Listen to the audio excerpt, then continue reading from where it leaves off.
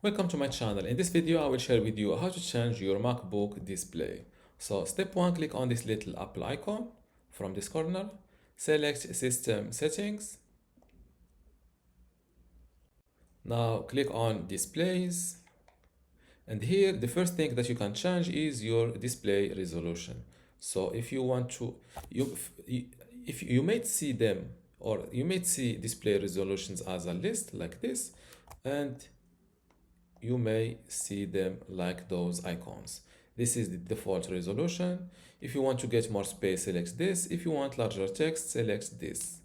And if you are using a list and you are not sure between two display resolutions, you can click on enable show all resolutions from here, and you will see a more detailed list of resolutions that you can select from.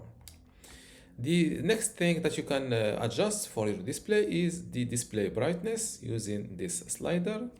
You can also select between automatically adjusting the screen brightness from here. And you can enable True Tone to automatically adapt display to make colors appear consistent in different ambient lighting conditions. And from here, you can pick a different color, display color profile. And when connected to TV, choose what to show or use the TV as a secondary display.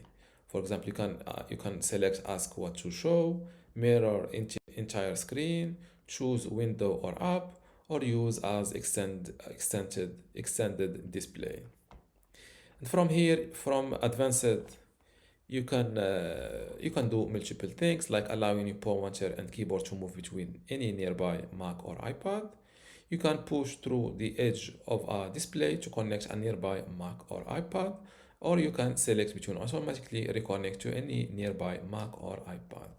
And here from the night shift, you can turn off the night shift, or you can give it a custom schedule, or select sunset to sunrise for the night shift. And this is how to change your Mac display. If you still have a question, leave it in the comments below, and don't forget to give this video a like. Thank you.